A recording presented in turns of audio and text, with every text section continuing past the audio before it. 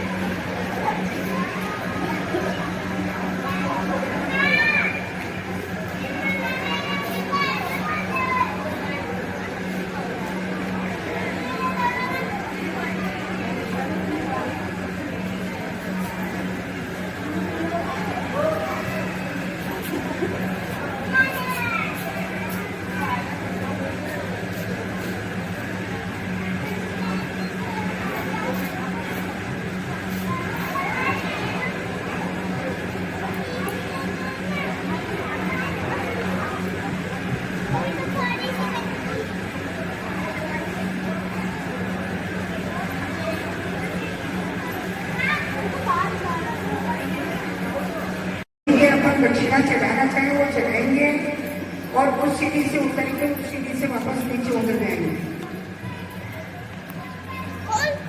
मैं रेजिडेंसी में सभी का नाम तो नहीं जानता हूँ। अगर मेरे से भूलवश कोई त्रुटि हो जाए कि इनका नाम नहीं पुकारा गया है, ऐसा कुछ नहीं है। हमारे लिए सभी इक्वल हैं, बराबर हैं।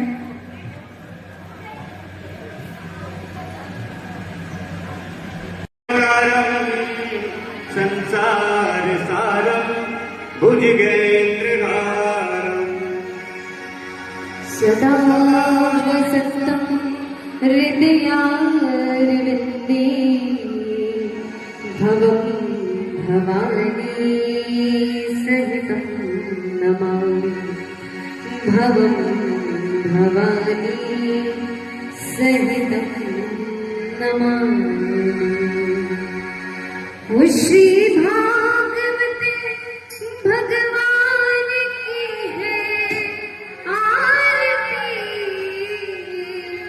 पापियों को पाप से है तारती। श्री भागवत भगवान की है आरती, पापियों को पाप से तारती।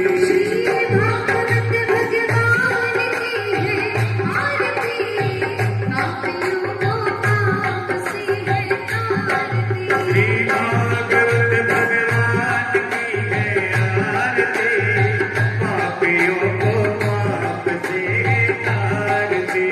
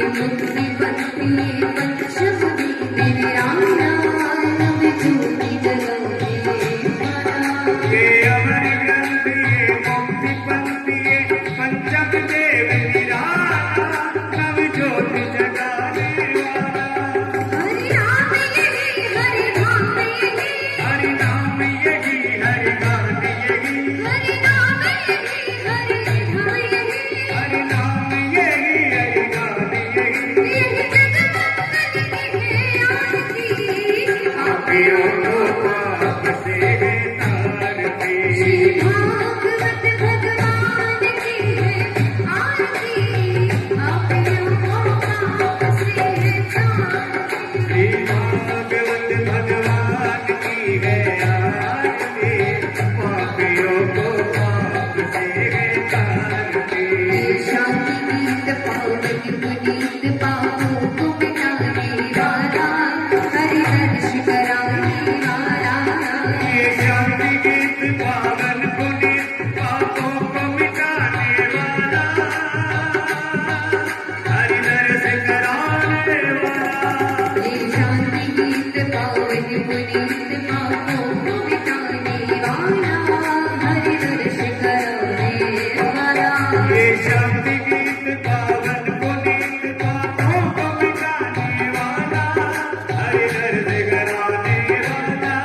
ये सुख करनी ये दुख हरनी, ये सुख करनी ये दुख हरणी, ये सुख करनी ये दुख हरनी। ये सुख करनी ये दुख हरणी। श्री मधुसूदन की है आरती, पापियों को पाप से तारती। श्री भागवत भगवान की है आरती, पापियों को पाप से तारती। श्री भागवत भगवान की है आरती, पापियों को पाप से तारती। ओ पापियों को पाप से, प्राणियों को पाप से।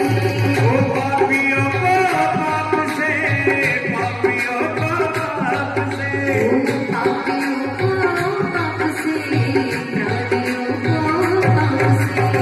पापियों को पाप से, पापियों को पाप से। श्री भागवत भगवान की है आरती, पापियों को पाप से तारती। श्री भागवत भगवान की है आरती, पापियों को पाप से तारती। ये मधुर बोल जगपंथ खोल, सतमार्ग दिखाने वाला, बिगड़ी को बनाने वाला। ये मधुर बोल जगपंथ खोल, सन्मार्ग दिखाने वाला, बिगड़ी को बनाने वाला। ये मधुर बोल जगपंथ खोल, सतमार्ग दिखाने वाला, बिगड़ी को बनाने वाला। ये मधुर बोल जगपंथ खोल, सन्मार्ग दिखाने वाला, बनाने वाला। श्री राम यही राजा राम यही, श्री राम यही घनश्याम यही, श्री राम यही घनश्याम यही। श्री राम यही घनश्याम यही। प्रभु की महिमा है आरती, पापियों को पाप से तारती। भागवत भगवान की है आरती, पापियों को पाप से तारती। श्री भागवत भगवान की है आरती, पापियों को पाप से तारती। श्री भागवत भगवान की है आरती, पापियों को पाप से तारती। पापियों को पाप से, प्राणियों को पाप से। पापियों को पाप से, पापियों को पाप से। पापियों को पाप से, प्राणियों को पाप से। भागवत भगवान की है आरती, पापियों को पाप से तारती। श्री भागवत भगवान की है आरती, पापियों को पाप से तारती। श्री भागवत भगवान की है आरती, पापियों को पाप से तारती। पापियों को पाप से तारती। पापियों को पाप से तारती। पापियों को पाप से तारती।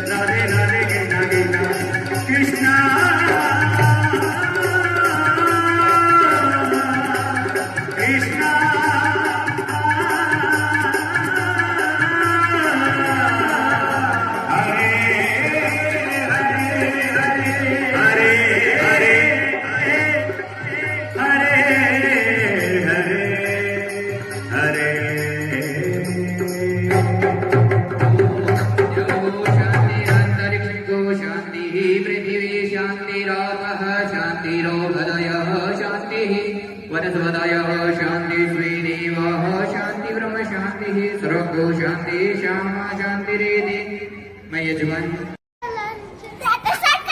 हाँ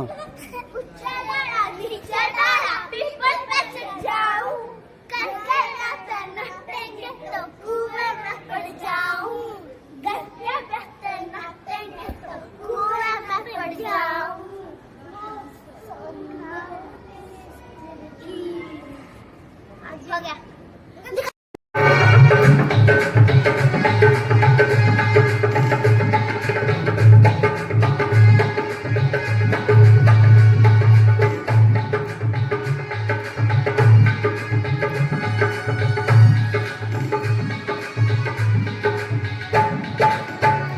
और कन्हैया वो तेरे कारण सब जग छोड़ा तुम संग नाता जोड़ा तेरे कारण सब जग छोड़ा तुम संग नाता जोड़ा एक बार प्रभु बस ये कह दो तू मेरा मैं तेरा एक बार प्रभु बस ये कह दो तू मेरा मैं तेरा। और कन्हैया बस एक बार कहते हैं क्या कि तू मेरा है, सच बताइए तो इस मन को बड़ी तसल्ली मिल जाएगी कि कन्हैया तू मेरा है और कुछ नहीं चाहिए।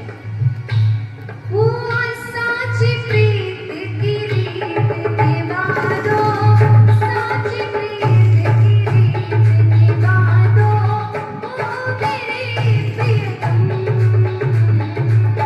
तुम हमारे प्रभु जी तुम हमारे हो तुम हमारे थे प्रभु जी तुम हमारे हो हम तुम्हारे रहेंगे ओ मेरे प्रियतम हम तुम्हारे थे प्रभु जी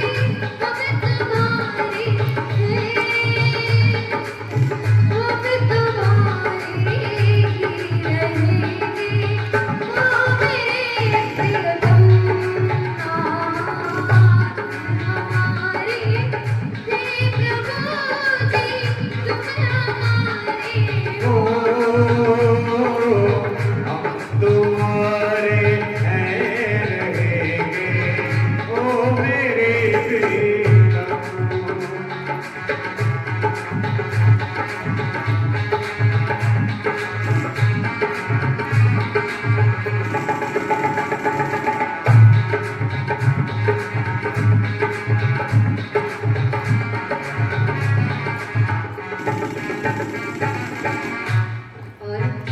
कन्हैया एक दास से आपसे एक ही विनती है क्या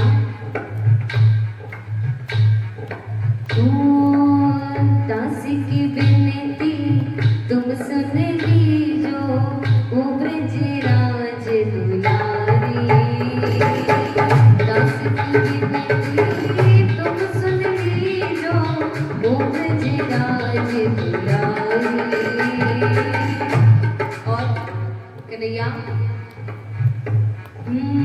आखिरी आस यही जीवन की, आखिरी आस यही जीवन की, पूर्ण करना प्यारियों।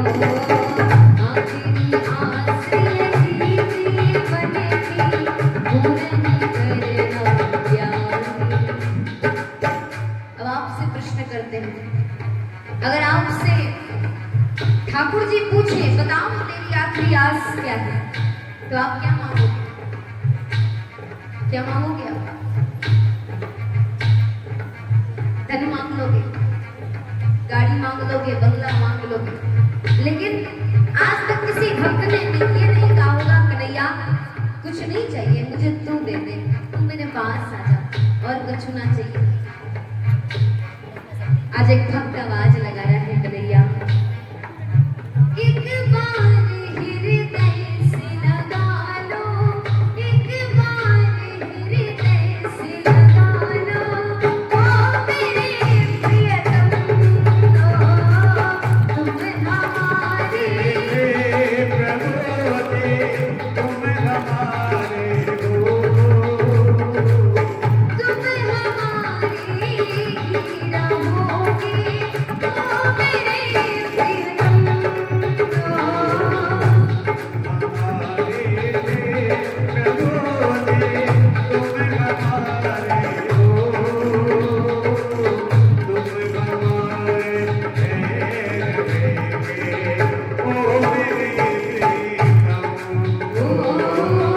हम तुम्हारे थे प्रभु जी, हम तुम्हारे, आवाज नहीं आ रही। ओ हम तुम्हारे थे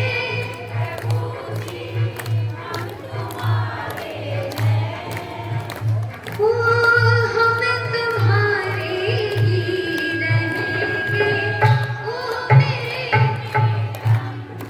ओ हम तुम्हारे ही रहेंगे, हम तुम्हारे ही रहेंगे। आवाज धीमी है, कुछ खावा के नहीं आए, रोटी नहीं खाई, कितनी कितनी रोटी खा के आए? अच्छा कलश यात्रा से आया तो थके माते का भोजन किया होगा, भोजन करके आए, कौन कौन करके आया है? ताकत कहाँ गया भोजन? नीचे आते आते भोजन भी चला गया। वो तुम हमारे थे प्रभु जी, तुम हमारे, वो तुम हमारे, ओ मेरे, तुम हमारे।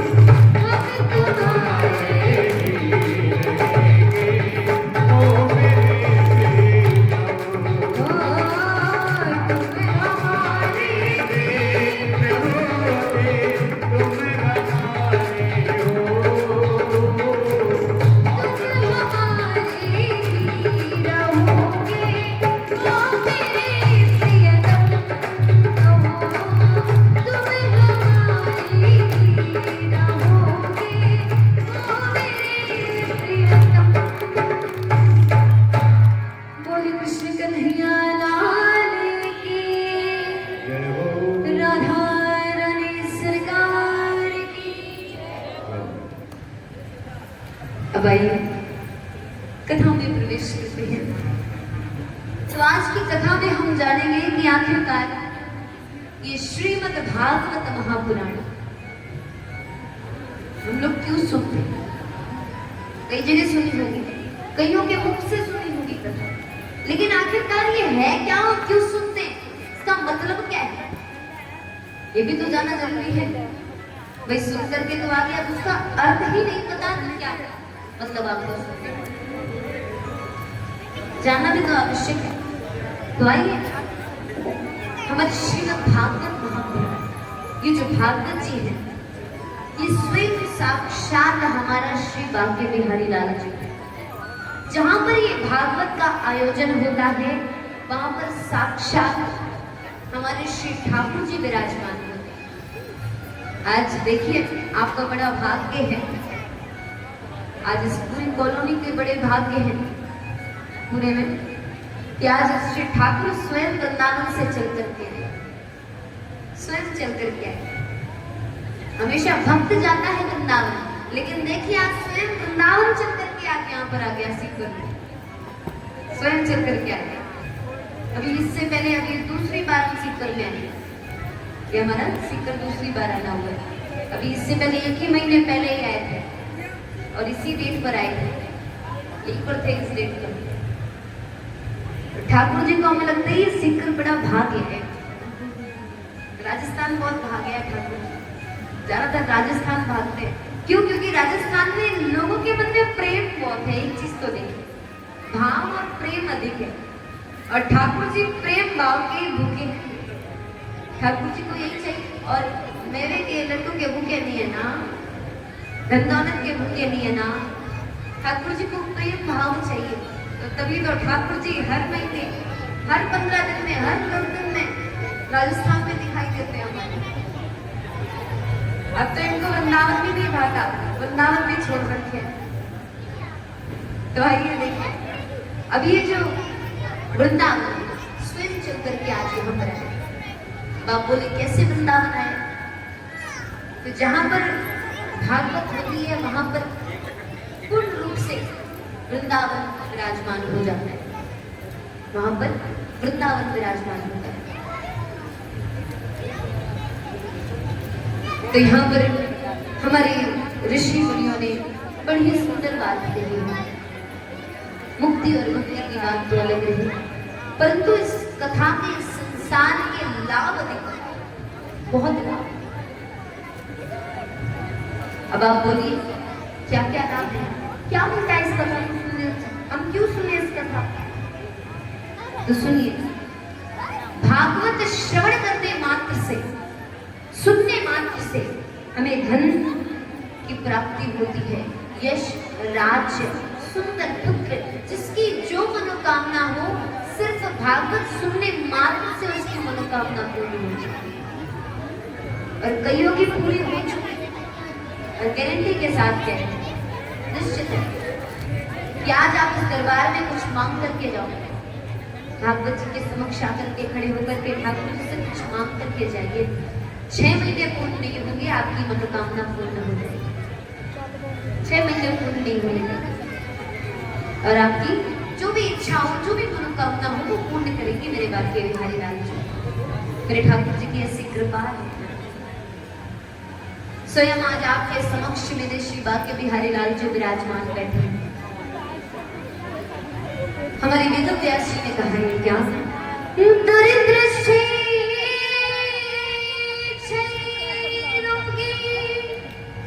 निर्भाग्य पाप दरिद्र क्षय रोगी निर्भाग्य पाप कर्मवान, जिसके घर में दरिद्रता की बेटी है, जो भाग्यहीन है, ठाकुर जी से क्या कुछ नहीं मांगा, परंतु ठाकुर जी ने उसकी इच्छा पूर्ण नहीं की। क्यों? क्योंकि उसके घर में दरिद्रता देवी का निवास है। आज सुनिए, कथा को सुनने मात्र से उसके घर से दरिद्र दूर हो जाएगा, ऐसी कथा है, ऐसी ज्ञानमयी गंगा है। और सभी पापों को नाश करने वाली है ये कथा। जब देखिए अभी आपने भागवत जी की आरती करी, तो भागवत जी की आरती में एक बड़ी सुंदर लाइन है, बड़ी सुंदर पंक्ति आई है क्या, पापियों को पाप से तारने, पापियों को भी पाप से तारने वाली श्रीमद् भागवत महापुराण। ये ऐसी रस ले गंगा है, ऐसी ज्ञान ले गंगा है। यहाँ पर वेद व्यास जी ने कहा है कि ये कथा हमें कब प्राप्त होगी, कब मिलती है ये कथा। सुनिए, जन्मांतरे भवेत् पुण्यं तदा भागवतं लभे। जन्मांतरे भवेत् पुण्यं तदा भागवतं लभे। जब मनुष्य के अनेकों जन्मों के पुण्य उदय होते, एक नहीं, दो नहीं, हजार नहीं, अनेकों जन्मों के जब पुण्य उदय होते हैं, तब आज यहाँ पर आप विराजमान हैं, तब आपको इस रहस्यमय ज्ञानमय कथा को सुनने का अवसर प्राप्त होता है, तब ये कथा प्राप्त होती है आपको। उदाहरण के साथ समझिए, बड़ा सुंदर उदाहरण है भगवान की रानियों का उदाहरण। यदुवंशियों के वंशज है बद्रीनाथ जी, एक बार बड़े ही व्याकुल हो गए, तो शांडिल्य ऋषि जी ने प्रश्न किया, महाराज क्या बात है, आप व्याकुल लग रहे थे, आप उदास लग रहे हैं, क्या हो गया। तो यहाँ पर बद्रीनाथ जी ने भगवान की रानी का उदाहरण दिया। महाराज, जब भगवान धरती को छोड़ करके गए, तो भगवान की जो रानियां हैं, भगवान की कितनी रानियां हैं, 16,108 रानियां हैं भगवान की। तो भगवान की जो 16,108 रानियां हैं, कि भगवान के जाने से बड़े विरह में आती, बड़ी व्याकुल हो गई, दिन रात रोती रहती। अब इन्हीं रानियों में से एक रानी है, नाम है कालिंदी। कालिंदी नाम आपने पहली बार सुना है? सुना है कालिंदी का नाम? जानते सब है, परंतु ये नाम नहीं जानते। कभी वृंदावन गए हैं? कौन कौन वृंदावन गए? वृंदावन जो गए हैं उन्होंने दर्शन किए होंगे यमुना महारानी, यमुना महारानी के दर्शन किए। तो यमुना महारानी ही कालिंदी है, इनका नाम कालिंदी है। ये ठाकुर जी की पटरानी है, ठाकुर जी की धर्मपत्नी है, ये कालिंदी है। इनकी जो धर्मपत्नी है, पटरानी है, कालिंदी। सारी रानियां व्याकुल है, उदन कर रही है, रो रही है, लेकिन ये जो कालिंदी बहन है, ये बड़ी प्रसन्न है। भगवान की रानियां कालिंदी बहन के पास में पहुंची और प्रश्न किया, बहन एक बात बताओ, हम सब व्याकुल है, उदन कर रहे हैं, मरे जाने हैं उस प्रभु के लिए, लेकिन आप इतनी प्रसन्न कैसे? आपकी इस प्रसन्नता का कारण क्या है, मैंने हमें बताइए। आज कालिंदी बहन ने कहा, मेरी इस प्रसन्नता का कारण ही की है। बोले क्या? बोले श्री किशोरी जी की सेवा, हमारे श्री किशोरी जी की सेवा मैंने करी है, एक दासी की भांति, एक दास की तरह। और एक बात बताइए, जब मैंने किशोरी जी की सेवा कर दी, तो मैंने अपने स्वामी कन्हैया की सेवा कर दी। क्यों? क्योंकि राधा ही कृष्ण है और कृष्ण ही राधा है, दोनों अलग अलग नहीं है ना। लोग कहते हैं राधा अलग है, कृष्ण अलग है ना, ये दोनों एक ही हैं, ये दोनों कभी एक दूसरे से अलग नहीं हुए। कभी भी बांके बिहारी लाल जी के दर्शन करिएगा, तो बांके बिहारी लाल जी की सूरत को बड़े ध्यान से, उसके शरीर को बड़े ध्यान से देखिएगा, तो उनका आधा शरीर श्री किशोरी जी का है और आधा शरीर श्री ठाकुर जी का है। एक तरफ श्री किशोरी जी की चोटी लटकती है, केश लटकते हैं ठाकुर, लोग किशोरी जी के हमारा। कभी भी दिखाइएगा, उनकी सूरत को देखिएगा, तो दोनों एक ही है, दोनों अलग अलग नहीं है, दोनों में कोई भेद नहीं है। तो आज कालिंदी बहन ने यही कहा कि जब मैंने श्री किशोरी जी की सेवा करी, तो मैंने अपने स्वामी की सेवा करी, अब मेरे स्वामी मेरे पास है, तो मुझे विरह किस बात का मुझे कोई कष्ट नहीं है, मुझे कोई दुख नहीं है, मुझे रुदन करने की कोई आवश्यकता नहीं है। ये बात सुनकर के भगवान की रानियां कहने लगी, बहन हमारी भी इस व्याकुलता को दूर करिए ना। तो बहन कालिंदी ने कहा, जाइए, अगर आपको इस व्याकुलता को दूर करना है तो आप चले जाइए गोवर्धन कुसुम सरोवर में। जब आप गोवर्धन कुसुम सरोवर की ओर जाओगे, गोवर्धन की परिक्रमा लगाओगे तो बड़ा ही सुंदर सरोवर है कुसुम सरोवर। इस कुसुम सरोवर में आज भी हमारे श्री उद्धव महाराज आज भी विराजमान बैठे हैं। आज ये भागवत में स्पष्ट रूप से लिखा हुआ है कि आज भी जाइए हमारे श्री उद्धव महाराज के दर्शन करिए। दिखेंगे तो नहीं, लेकिन मन से देखोगे तो परमात्मा भी प्रकट हो जाए। मन से प्रकट करो तो एक पत्थर में से भी भगवान की प्राप्ति हो जाएगी। एक भक्त के मन में भाव होना चाहिए, प्रेम होना चाहिए, तब परमात्मा आएगा, ऐसे ऐसे आएगा ना। अगर आप ये सोचो कि एक परमात्मा को हम धन के उससे खरीद लें, धन दे करके खरीद लें, तो आप कभी नहीं खरीद सकते। वो आपको खरीद लेगा, आप क्या खरीदोगे? हम खुद किराएदार हैं, हम खुद किराएदार हैं, है कि नहीं? अभी आए हैं, कुछ समय तक जीवित रहेंगे, फिर परमात्मा के यहाँ चले जाएंगे। ये किराएदार हैं, कुछ दिन दिया, रेंट दिया, चले गए अपने धाम की ओर, अपने घर की ओर। ये हमारा असली घर नहीं है। हमारा असली घर कहाँ है? परमात्मा के पास। लोग बड़ा हाहाकार मचाते हैं, ये मेरा है, वो मेरा है, ये मेरा है, ये तेरा नहीं है। अरे किसी का कुछ नहीं है ना। खाली हाथ आए हो और खाली हाथ जाओगे तो किस चीज का हाहाकार मचा करके रखा है?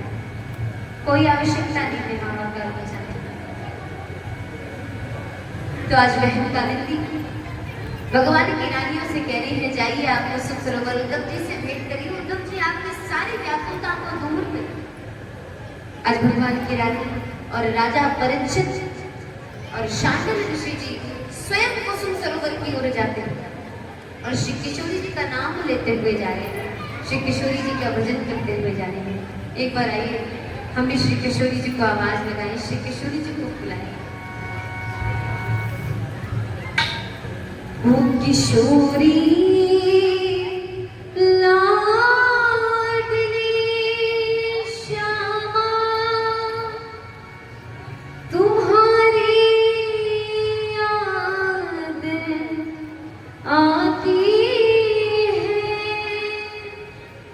तुम्हारी याद आती है।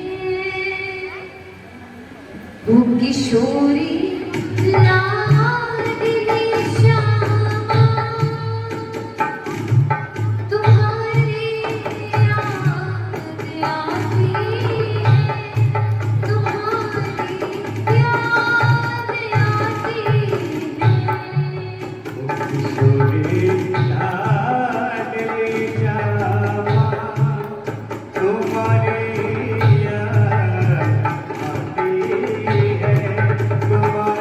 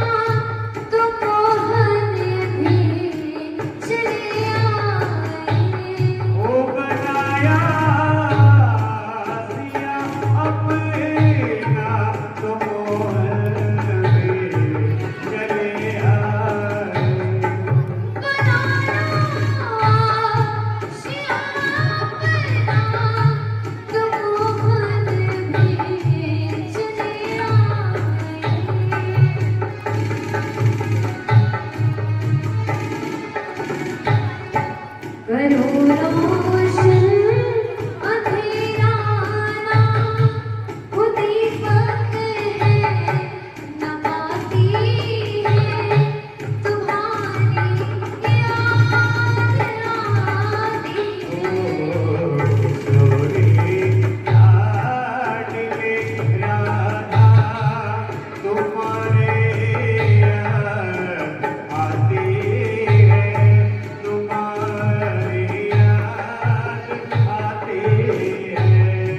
किशोरी लाडली श्यामा तुम्हारी याद आती है तुम्हारी याद आती है।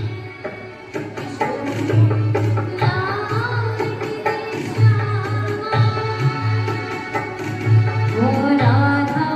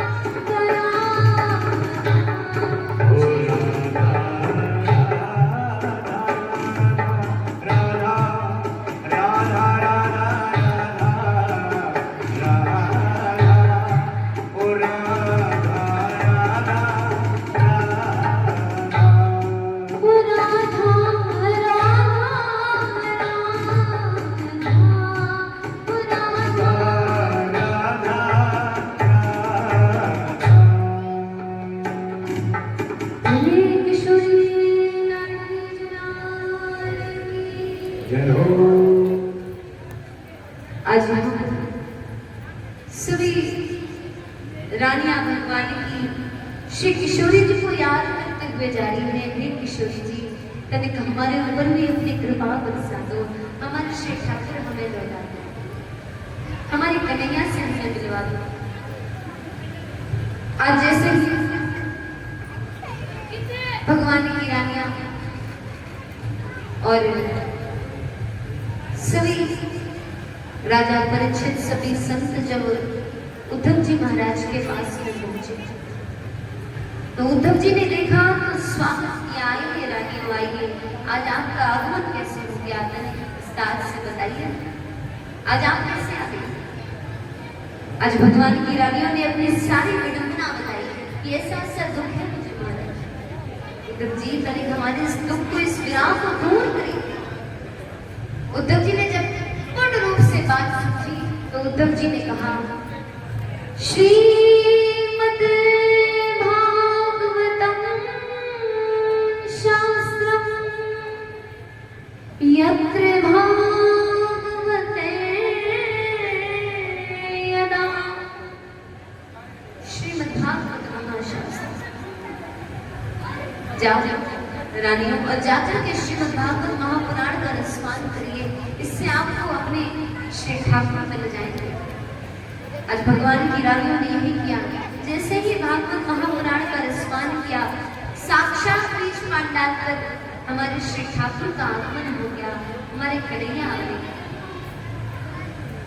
कन्हैया को देख करके आज सभी को, सभी रानियां रुदन करने लगी, तैसे लगी कन्हैया आप दोबारा मुझे छोड़ करके मत जाना। आज इस प्रकार से एक भागवत श्रवण करने मात्र से, इस कथा को श्रवण करने मात्र से उन रानियों को भी भगवान की प्राप्ति हुई।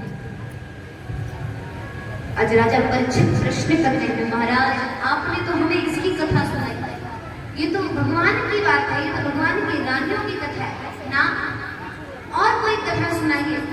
क्या कोई पापी हो, क्या कोई प्रेत हो जिसको कथा सुनने मात्र से प्रेत भी क्या डर जाता है, उसको भी क्या मुक्ति मिलती है, प्रभु की शरण मिलती है।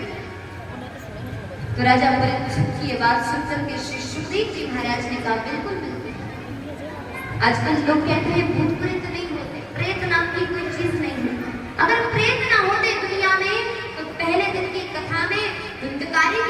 ना आगे। धुंधकारी प्रेत है, राक्षस। क्यों राक्षस बना? अपने कर्म के कारण। उसने अच्छे कर्म नहीं करे, जिसने अपने माँ बाप की इज्जत ना करी। माँ बाप हमारा हो, उस बेटे का यही हर्ष होता है, यही हाल होता है। तो इसीलिए कहते हैं सबसे पहला आपका धर्म है सेवा। भगवान की सेवा करो चाहे ना करो, लेकिन माँ बाप की सेवा जरूर करो। अब आप भगवान की सेवा में लगे हो, माँ बाप एक कोने में पड़े हैं, तो आपकी जो सेवा कर रहे हो ठाकुर जी की, वो सेवा भी स्वीकार नहीं होगी। ठाकुर जी कहते हैं क्या फायदा, जिस माँ बाप ने तुझे इतना बड़ा कर दिया, तू मेरी पूजा कर रहा है, उस माँ बाप की पूजा नहीं कर रहा है जिसने तुझे इतना बड़ा कर दिया। नहीं चाहिए तेरी ये पूजा। आज तूने अपने माँ बाप को छोड़ दिया, कर जाकर के मुझे ही छोड़ देगा, क्या भरोसा है? कोई भरोसा नहीं। ऐसा कर तू तो तुम हो जाओ। तो भगवान भी उसको स्वीकार नहीं करते। आजकल हमने देखा है बच्चे बड़े हो जाते हैं, घरवाली आ जाती है, तो बच्चे माँ बाप को वृद्धाश्रम भेज देते हुए, माँ अब आपका काम खत्म हो गया, अब आप बहुत जीवन आपने जी लिया, जाइए अब आप वृद्धाश्रम जाइए। कईयों के मुख से सुनाए। अरे धन्य वो माँ जिसने 9 महीने कोख में पाला हो, और इसके बाद जब आप अपने पैर पर खड़े हो जाओगे, किसी लायक बन जाओ, तो उस माँ को पुकरा, उस बाप को पुकरा दो, तो क्या फायदा? आपके जीवन का धिक्कार है, आपके जीवन का धिक्कार है। वैसी सेवा करने से कोई फायदा नहीं। सेवा करनी हो तो सबसे पहले अपने माँ बाप की सेवा करिए, फिर दूसरी पूजा करिए। आइए श्री सुखदेव जी महाराज आज वर्णन कर रहे हैं, श्रीमद् भागवत महापुराण का प्रथम श्लोक का गान कर रहे हैं। आइए इस श्रीमद् भागवत महापुराण का प्रथम श्लोक का गान करें। सच्चिदानंद रूपाय विश्वोत्पत्त्यादिहेतवे तापत्रे विनाशाय श्रीकृष्णाय वयं नमः। श्रीकृष्णाय वयं नमः। सच्चिदानंद रूपाय। श्लोक का अर्थ क्या है जानिए, इसका मतलब क्या है? सच्चिदानंद रूपाय। इस श्लोक में भगवान के स्वरूप का वर्णन किया गया है। इसका भगवान के स्वरूप का देखिए, स्वरूप अलग है और रूप अलग है, इसमें भी अंतर है। लोग स्वरूप और रूप को एक मानते हैं ना, स्वरूप की परिभाषा अलग है, स्वरूप अलग है और रूप अलग है। देखिए भगवान के रूप अनेक है, लेकिन स्वरूप भगवान के सिर्फ 3 है। कितने स्वरूप है? 3 स्वरूप है। रूप ठाकुर जी ने कई रूप बनाए, नरसिंह रूप बनाया, वामन रूप बनाया, राम रूप बनाया, कृष्ण रूप बनाया, वराह रूप बनाया, जाने कितने रूप बनाए, कपिल रूप बनाया। लेकिन भगवान के स्वरूपों की बात करें तो भगवान के स्वरूप सिर्फ 3 है, 3 से 4 है ना, सिर्फ 3 है। कौन कौन से? सत्य, चित्त और आनंद, ये 3 स्वरूप हैं प्रभु। सत्य क्या है? आप सत्य हैं, ये जो देख रहे हैं सत्य है? नहीं, ये सब मिथ्या है, ये सब मिथ्या है। सत्य क्या है? प्रभु। क्या है? प्रभु। अब आप बोले प्रभु कैसे? देखिए आप अभी भी तो आपको लग रहा है सब कुछ सत्य है, सब कुछ सच है, सब कुछ अपना है ना। जब ये शरीर त्यागोगे, जब ये शरीर छोड़ोगे, तो सत्य क्या रह जाएगा? प्रभु का नाम। कुछ लेकर के नहीं जाना है आपको यहाँ से, सिर्फ मुख में हरि का नाम लेकर के जाना है। कुछ लेकर के जाना है? नहीं, सिर्फ मुख में हरि का नाम लेकर के जाना। उदाहरण के साथ समझिए, जब किसी व्यक्ति की मृत्यु होती है, जब किसी व्यक्ति की मृत्यु होती है तो उसको 4 कंधों की आवश्यकता होती है। कितने कंधों की? 4 कंधों की। 4 लोग अपने कंधों में लेकर के जाते हैं उस अर्थी को, और वही 4 सगे संबंधी, वही सगे रिश्तेदार आवाज लगाते हैं क्या? और जो राम नाम सत्य है। हम तो कहते हैं भले आदमी जब तक जीवन था तब नहीं याद आया कि राम नाम सत्य है, जब ये जीवन चला गया तब याद आ रहा है कि दुनिया में कुछ सत्य नहीं है, हरि का नाम सत्य है, राम नाम ही सत्य है। तो मृत्यु के बाद आप समझ पाओगे कि आखिरकार सत्य क्या है। अभी नहीं जान पाओगे ना। क्यों? क्योंकि अभी इस संभोग माया में इतना निपट चुके हैं, इतना निपट चुके हैं कि कुछ दिख नहीं रहा। कभी विचार किया है आपने, वृंदावन जब जाते हो तो वृंदावन के बंदर चश्मा क्यों चुराते हैं? चश्मा क्यों छीनते हैं? कभी विचार किया है? पर्स क्यों छीनते हैं? धन क्यों छीना जाता है? कभी विचार किया? तो सुनिए, वृंदावन के बंदर चंचल हैं। वृंदावन के जो बंदर है वो ठाकुर जी के भक्त हैं।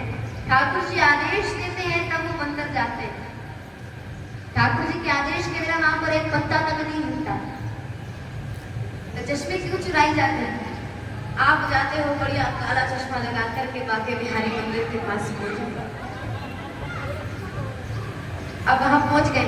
अभी तो ये ऊपरी आंखों से देखोगे, ऊपरी आंखों से देख रहे हो। क्यों? क्योंकि चश्मा लगाई, ऊपरी आंखें, ये आपकी असली आंखें नहीं है। और जब बंदर आपका चश्मा चुरा ले तो जानता हो ठाकुर जी कह रहे हैं ये ऊपरी आंखों से देखना बंद करो, ये लोकल आंखों से देखना बंद करो, अपनी असली आंखों से हमारे दर्शन करो। अपने असली आंखों से मेरे दर्शन करने की आवश्यकता है।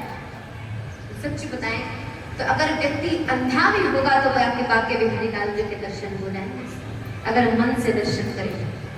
तो यही कारण है पर्स क्यों चुराए जाते हैं, धन क्यों चोरी होता है।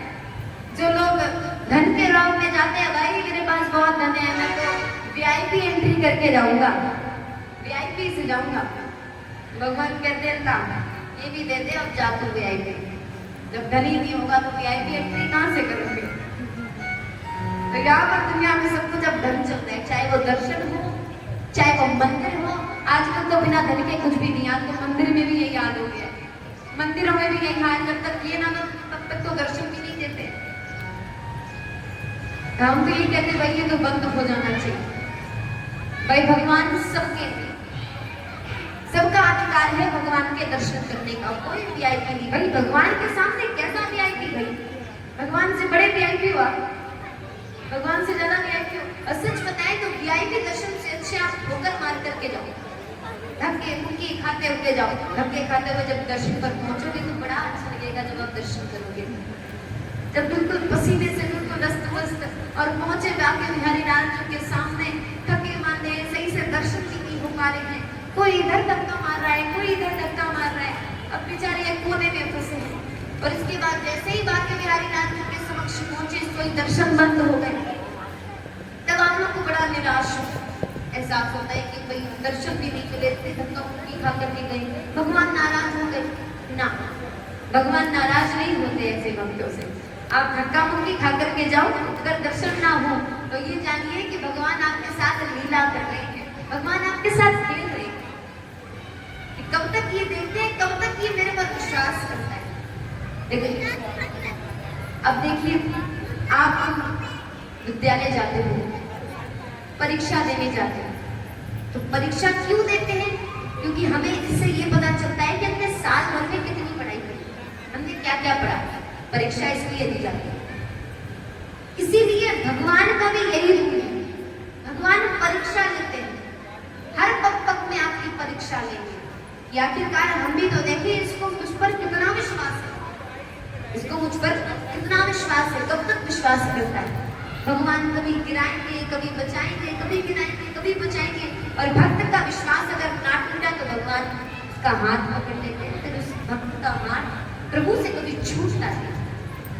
भक्ति करो तो ऐसी करो कि भगवान स्वयं चल करके आए, आपको ना जाना पड़े। ध्रुव जी महाराज ने भक्ति करी, ध्रुव जी की कथा आपने सुनी होगी। 5 साल के ध्रुव महाराज भक्ति करी इन्होंने, भगवान स्वयं चल करके आए, ध्रुव जी चल करके नहीं गए ना। भक्त प्रहलाद ने भक्ति करी प्रभु की, स्वयं परमात्मा नरसिंह का रूप बना करके आए, प्रहलाद जी चल करके नहीं गए ना। तभी तो कहते हैं भक्ति ऐसी करो कि भगवान आपके पास स्वयं आए, भगवान के मन में आपके पास आने की इच्छा हो। भक्ति ऐसी स्वीकार करें, ऐसी करिए ना, तब तो आनंद है। और आप चल करके जाओ और उसके बाद भी आपको भक्ति ना रही तो क्या फायदा। भक्ति करो तो मन से। तो यहाँ पर सत्य का अर्थ क्या है? परमात्मा सत्य है, प्रभु चैतन्य है और परमात्मा आनंद का स्वरूप है। आनंद स्वयं साक्षात मेरे प्रभु आनंद है। अब आनंद की भी लोगों ने परिभाषा बदल दी, लोगों ने बदल दी। अब क्या आनंद की परिभाषा कैसे बदली? अब आपसे हम कुछ प्रश्न करते हैं। अच्छा ये बताइए, सीकर की फेमस चीज क्या है, प्रसिद्ध खाने में क्या है? अरे शर्माइए नहीं, कचौरी। अब देखिए उदाहरण से आपको हमने एक कचौरी दी, आपने बड़े प्रेम से खाई और मुंह से निकला के आनंद आ गया, आनंद आ गया। दूसरी दी तो भी खा लिया, आनंद आ गया। तीसरी दी खा लिया तो भी आनंद आ गया। चौथी दी, 5वीं दी, 6वीं दी, 7वीं दी, 8वीं दी, 9वीं दी, 10वीं दी। अब इससे ज्यादा खा पाओगे? खा नहीं पाओगे, पेट फट के जरूर आ जाएगा, नहीं खा पाओगे। इससे अधिक खा ही नहीं सकते आप। और सच बताए तो 5 से अधिक नहीं खा पाओगे, ज्यादा से ज्यादा 5, उससे भी कम ही खा पाओगे, वो भी नहीं खा पाओगे। तो कहने का अर्थ ये है कि आपका जिस प्रकार से मन भर गया, एक बार कचौरी खा ली घंटे बैठ करके मन भर गया, अब उस कचौरी की तरफ आप देखोगे भी नहीं। क्यों? क्योंकि इतना मन भर गया कि इच्छा नहीं खानी, अब नहीं खाना। इसको आनंद नहीं कहते, इसको कहते हैं मिथ्या आनंद, जो कि कुछ देर का आनंद है। आपका अभी पेट भर गया है और कुछ देर बाद आप कहीं चलोगे फिरोगे, वॉक पर जाओगे तो आपका पेट खाली और तब आपको बड़ी जोर की भूख लगी, तब कहाँ गया वो आनंद? कहाँ गया वो आनंद? आनंद तो गायब, चला गया। तो इसको आनंद नहीं कहते ना। आनंद की परिभाषा क्या है? आनंद तो उसे कहते हैं जो आनंद कभी खत्म ना हो, जो आनंद कभी खत्म ना हो, आनंद उसे कहते हैं। असली आनंद तो आज आप ले रहे हैं 7 दिनों, इस 7 दिनों का असली आनंद तो आप ले रहे हैं। प्रभु का नाम पर आनंद है, प्रभु के भजन में आनंद है, इसको कहते हैं असली आनंद। इसको चाहे जितना गा लो, जितना सुन लो, कभी मन नहीं भरता। ये ऐसा आनंद है। सच सच बताइयो भैया, कथा आपने एक बार नहीं सुनी हो, हजारों बार सुनी हो, कईयों के मुखारबिंद से सुनी हो, लेकिन कभी ये इच्छा हुई है नहीं जाएंगे कथा में? बहुत बार कथा सुन चुके, अब नहीं जाना कथा। कभी ये इच्छा हुई? कभी क्यों नहीं हुई? क्योंकि ये आनंद है, आनंद इसे कहते हैं। और जहां पर आनंद होता है वहां पर व्यक्ति का मन कभी भर नहीं सकता, वहां पर कभी व्यक्ति का मन नहीं भरता, उसको आनंद कहते हैं। और असली आनंद तो आज आप ले रहे हैं। हम तो बड़े भाग्यशाली समझेंगे आपको, जो कि आज आप यहाँ पर विराजमान बैठे हैं। कई भक्त ऐसे हैं जो कि आज भी मन में विचार करके बैठे होंगे कि अभी 15 मिनट में तैयार होकर के जाएंगे, फिर 15 मिनट करते करते बोले अरे 25 मिनट बाद जाएंगे, अरे अभी थोड़ी देर बाद चले जाएंगे, अरे चले जाएंगे जल्दी, और चले जाएंगे करते करते करते करते रात बीत जाएगी, वो नहीं आ पाएंगे। और कई भक्त ऐसे होंगे जो कि बिल्कुल नीचे उतर चुके होंगे, आ गए होंगे, लेकिन फोन कॉल आ गया आपका, तुरंत अभी इमरजेंसी है यहाँ पर आना है, फिर वो वहीं से वापस। इसको कहते हैं ठाकुर जी की कृपा, जो कि आप पर है। ठाकुर जी की कृपा उसको नहीं कहते हैं जो कि पांडाल तक आया, यहाँ तक आया, कथा तक आया, फिर दूर से ही भाग गया, दूर से ही चला गया, तो उस पर ठाकुर जी की कृपा नहीं है। ठाकुर जी की इच्छा नहीं है कि आप पांडाल पर आओ, इसलिए आप नहीं प्रवेश कर पाते। और देख लीजिए आपके भाग्यशाली, आपके भाग्य आज कितने उदय हुए हैं। जो कि इस हरि की कथा सुनने का अवसर था। तो यहाँ पर आनंद, स्वयं आनंद है, जो कि अभी चतुर्थ दिवस पर, चौथे दिन, इसी कथा के चौथे दिन हम अभी उत्सव मनाएंगे। नंद घर आनंद भयो, नंद जी के घर में आनंद भयो। आनंद ठाकुर जी का स्वरूप है, ठाकुर जी का नाम है। अब बात आती है विश्वोत्पत्त्यादिहेतु। इसका मतलब क्या है? भगवान विश्व की उत्पत्ति भी करते हैं, विश्व का संहार भी करते हैं और विश्व का पालन भी करते हैं। इसके बाद अब बात आती है तापत्रय विनाशाय। भगवान 3 तापों का मूल से नाश करते हैं। कौन कौन से 3 ताप हैं वो सुनिए। कौन कौन से 3 ताप हैं? उदैहिक, दैविक, भौतिक ताप। दैहिक, दैविक, भौतिक ताप।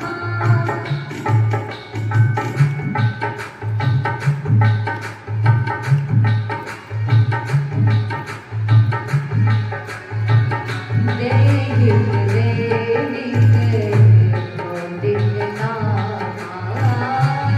दैहिक, दैविक, भौतिक ताप।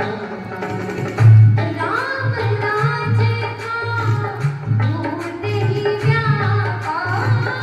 राम राज का दैहिक, दैविक, भौतिक ताप। दैहिक, दैविक,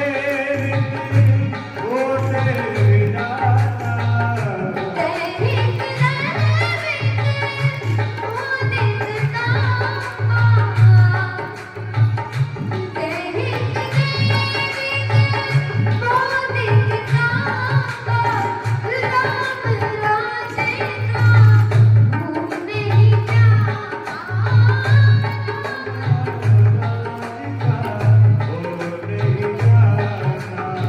श्री राम जय राम, जय जय राम।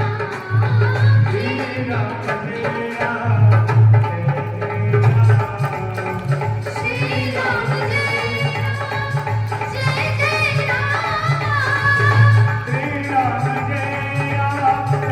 जय राम। ओ श्री राम जय राम, जय जय राम। श्री राम जय राम, जय जय राम। श्री राम जय राम, जय जय राम। श्री राम जय राम, जय जय राम। ओ जय जय राम, जय जय राम। जय जय राम।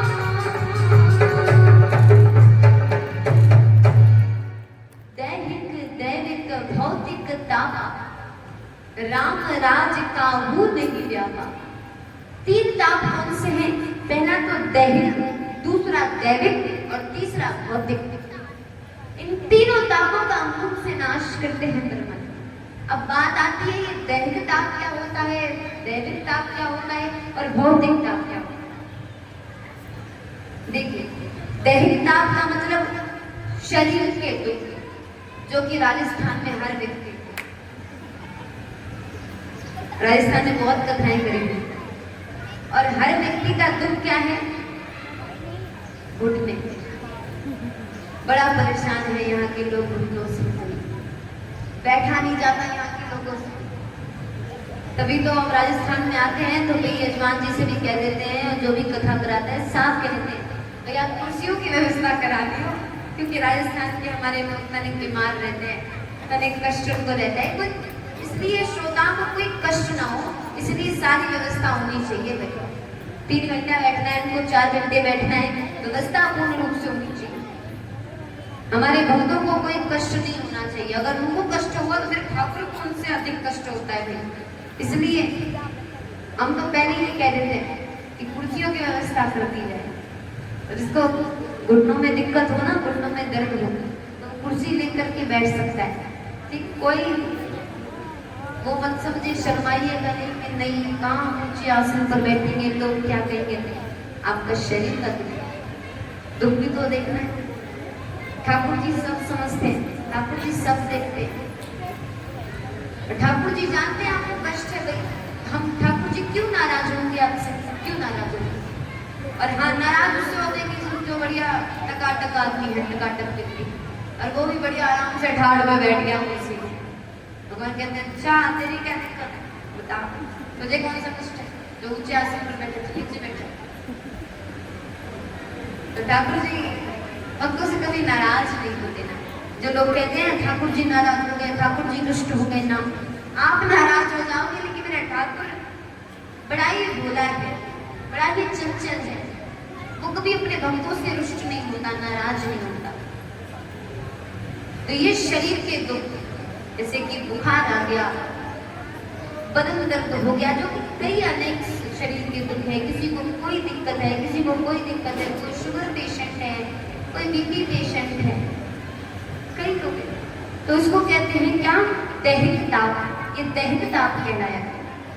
दैविक ताप का अर्थ क्या होता है, दैविक ताप का अर्थ मतलब देवताओं के द्वारा दिया गया हुआ दुख। अब आप बोले क्या भगवान भी दुख देते हैं, भगवान भी दुख देते हैं, बिल्कुल देते हैं। भगवान दुख देना नहीं चाहते परंतु आपको हो जाता है। बोले तो कैसे। अब देखिए, भगवान ने अधिक वर्षा कर दी।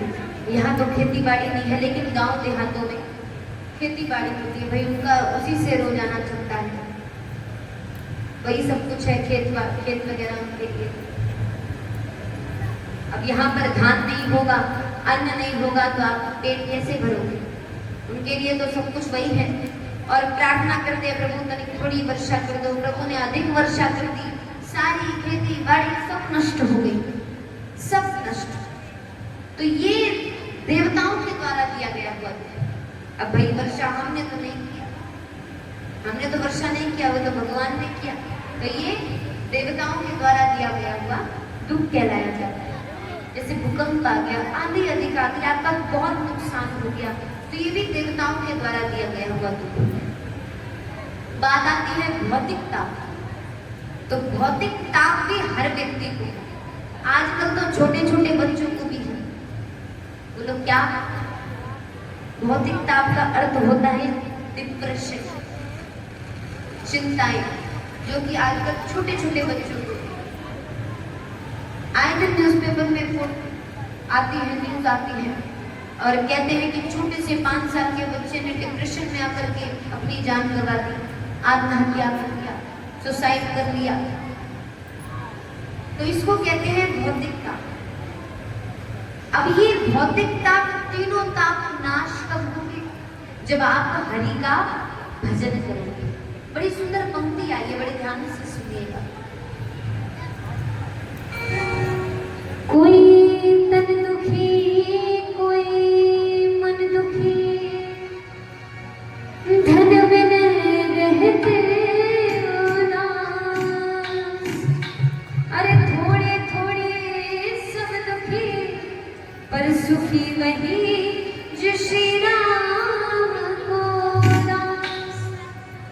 कोई तन दुखी, कोई मन दुखी, अरे धन बिन रहते उदास, थोड़े थोड़े सब दुखी, पर सुखी वही जो श्री राम को दास।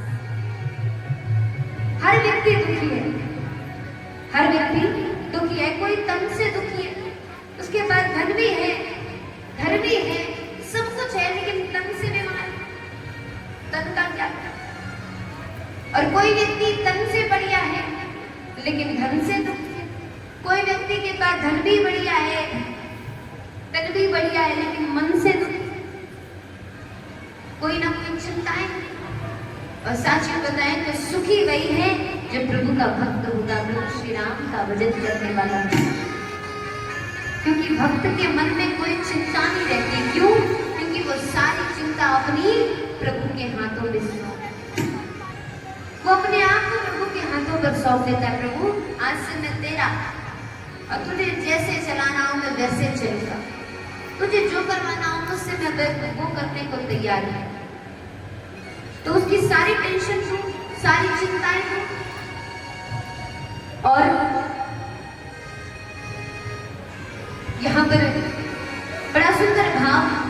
गया है। तुलसीदास जी कहते हैं क्या, जाना तूने जगत जननी भाई और बहन को जाना, आना जाना जाना तूने खाना पीना जाना है, अगर जाना मकर जाना, लड़ना झगड़ना जाना है, कुटुंब कबीला सभी धीरे धीरे जाना, और सब कुछ जाना तुमने कुछ भी ना जाना है। क्यों? क्योंकि उसी को ना जाना है जिसके पास तुझे जाना है। आपने सब कुछ जान लिया, खाना जान लिया, पीना जान लिया, लड़ना कैसे झगड़ना कैसे सब कुछ जान गए, लेकिन एक चीज नहीं जान पाई, क्या? जिसके पास इस तन को छोड़ करके जाना है, उस भगवान को ना जान पाए। उसको ना जान पाए तो क्या फायदा?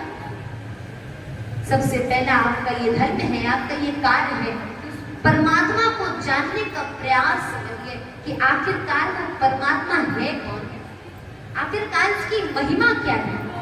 जब तक आप उसको नहीं जानोगे तब तक आप कुछ भी नहीं जान पाओगे, कुछ नहीं जान सकते, हम ना कभी कुछ पा सकते। क्यों?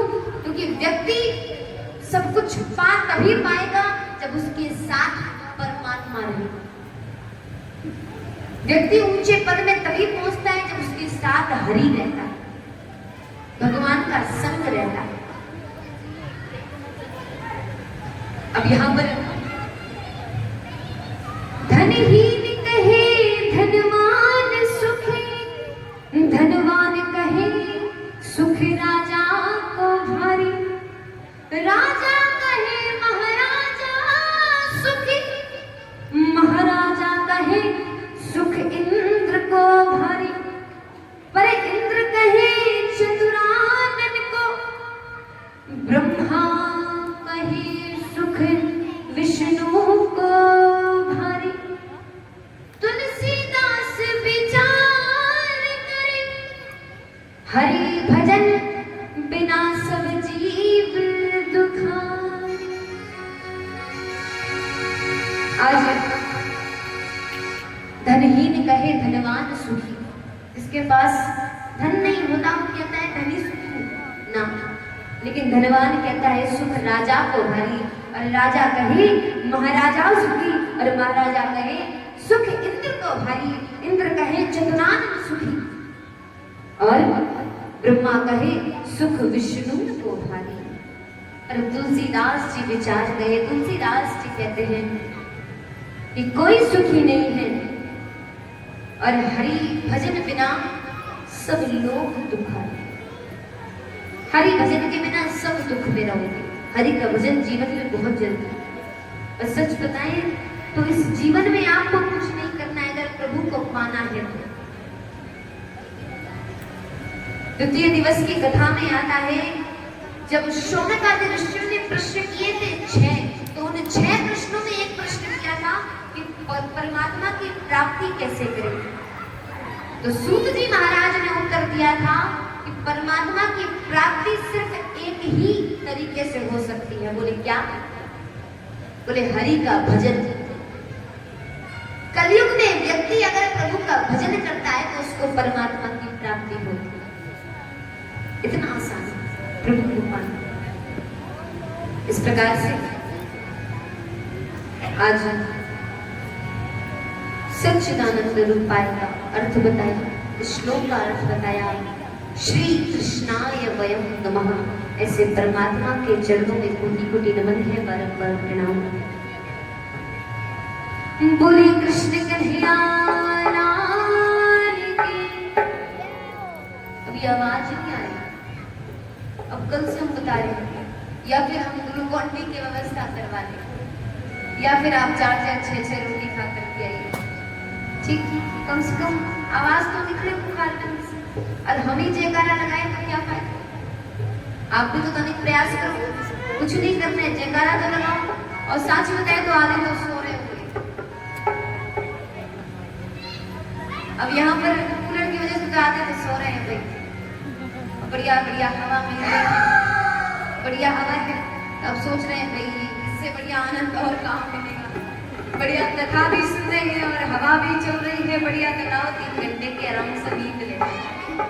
और कई लोग नींद लेते नहीं है, यहाँ तो घूंघट नहीं है भाई। इधर हम बीकानेर साइड गए, इधर सीकर देहात साइड पे गए, गांव साइड पे, इतना लोगों घूंघट।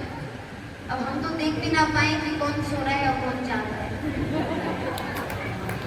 अब जहाँ नींद आए सोई, धीमे धीमे यहाँ तक घूंघट था, धीमे धीमे यहाँ पर आया, धीमे धीमे यहाँ पर आया, धीमे धीमे यहाँ पहुँच गया।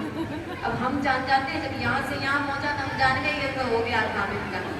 3 घंटे की नींद चल रही है इनकी तो।